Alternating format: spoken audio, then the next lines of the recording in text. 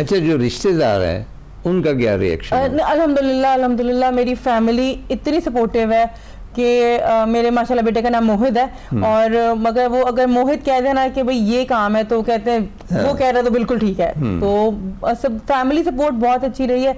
Husband मेरे अल्हम्दुलिल्लाह अल्हम्दुलिल्लाह 100% साथ है मेरे, कि जैसे उसका शावर लेना, उसकी डे टू डे चीज़ें, उन्होंने अपनी जॉब से जो है ना सेकंड ऐसे रखी हुई है कि वो अपने बेटे को टेक केयर कर सकें, टाइम दे सकें उसको। अच्छा, आप दोनों से एक सवाल, मेरा जो तजर्बा है, मुशाहिदा कह लें कि ऐसे बच्चों के वालिदैन जो हैं वो नॉर्मल बच्चों की निस्बत उनसे ज़्यादा मोहब्बत करते हैं। जी बिल्कुल ऐसे ही, उनसे ज़्यादा अटैच्ड होते। बिल्कुल ऐसे ही है। बल्कि मैं एक ऐड ऑन करना चाहूँगी बात कि बॉन्डिंग ऐसी होती है कि जैसे हम दोस्त हैं। उसने अपनी हर बात, अपनी हर प्रॉब्लम हमसे शेयर करनी है। उसको कोई भी है, उसको क्योंकि उसको ये कॉन्फिडेंस है कि मेरे पेरेंट्स मेरे पीछे हैं, और अगर मैं कहीं पे भी स्टक होता हूँ, कहीं फंसता हूँ, किसी मुसीबत में हूँ, तो वो मुझे आएंगे और हेल्प आउट करेंगे। अच्छा शाहज़ाब, आप बात करें ना। जी मैं तो ये समझती हूँ कि अल्लाह ताला ने हमें इन बच्चों के लिए चुना है और हम खुशकिस्मत हैं। मैंने कभी नहीं ये सोचा कि मेरा बेटा अगर दूसरे बच्चों की तरह ठीक होता। खुशकिस्मत है कि अल्लाह ताला ने हमें ये बच्चे दिया और अल्लाह ताला ने हमें इन बच्चों के लिए चुना है। और प्रॉब्लम्स तो होती हैं, मसाइल होते हैं, जब लेके जाते हैं इनको बाहर तो लोग ऐसे देखते हैं जैसे ये इंसान ही नहीं है। तो मेरा एक है इन पेरेंट्स के लिए जो ऐसे बच्चों के वालिदैन हैं कि सबसे पहले तो वो डिप्रेशन और एंजाइटी में ना जाएं, क्योंकि मैं खुद बहुत पहले स्टार्ट में गई थी इसको लेके, लेकिन फिर मैंने ये सोचा अगर मैं ही डिप्रेशन या एंजाइटी में चली जाऊंगी तो इस बच्चे को किसने संभालना है? सबसे ज़्यादा तो मैंने ही देखना है इसको, बाकी तो सारे करते हैं, लेकिन जितना मैं इस बच्चे के लिए कर सकती हूँ ना वो कोई नहीं करेगा। और मदद अच्छा, ये जो मैंने सवाल पूछा ना कि ये बच्चे बाकी बच्चों की निस्बत ज़्यादा प्यारे हो जाते। मसलन ये 91 की बात है कि मैंने पहली बड़ी एक्सपीडिशन जो थी K2 के लिए वो तरतीब दी, तो हमें एक डॉक्टर की ज़रूरत। तो एक डॉक्टर साहब आए, मैं सिर्फ उनका नाम पूरा नहीं लूँगा, नियाज़ी साहब, ही वॉज मोटरसाइकिलिस्ट ऑल्सो। तो उन्होंने कहा जी मैं जाना चाहता हूँ। मैं वैसे ट्रैकिंग पे कभी नहीं गया, लेकिन मेरी बड़ी ख्वाहिश है आपके साथ जाने की। मुझे याद है कि K2 की जानिब से अशकोले एक विलेज है, तहजीब का आखिरी गांव, वहाँ से ट्रैक शुरू होता था तब।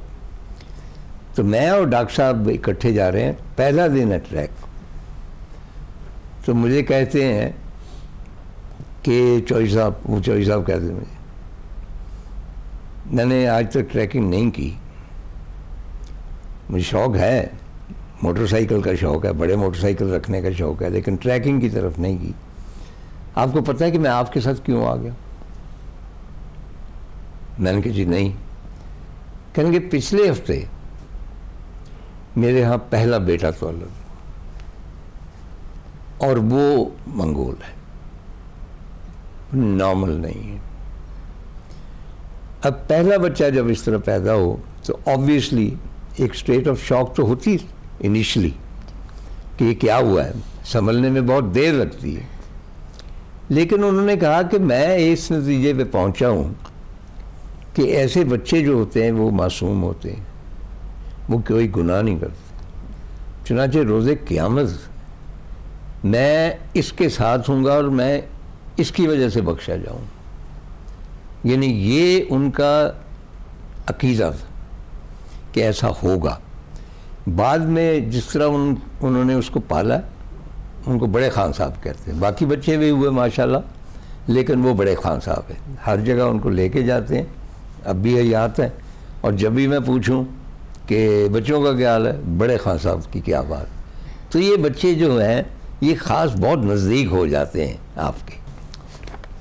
अच्छा, कुछ ऐसे बच्चे, सब नहीं ऐसे होते, उनका माजूरी कह लीजिए या जो भी उनकी जिस्मानी बनावट है उसमें जो खलल है उसकी वजह से इनका लाइफ स्पैन कम होता है।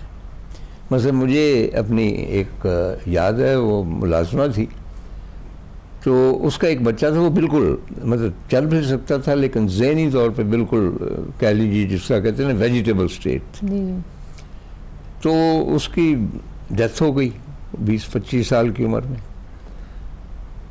तो वो इतना रोई कि मैं बयान नहीं कर सकता। तो मेरी बेगम उसको ढाल दी कि अल्लाह को यही मंजूर था और तुम्हारे और भी बच्चे हैं। लेकिन उसने पता क्या कहा, कहती बीबी और भी बच्चे हैं, लेकिन जब मैं काम करने आती थी ना, ये बाहर धूप में खड़ा रहता था, मेरा इंतज़ार करता था कि मेरी माँ आएगी यहाँ से, वो और कोई बच्चा नहीं करता।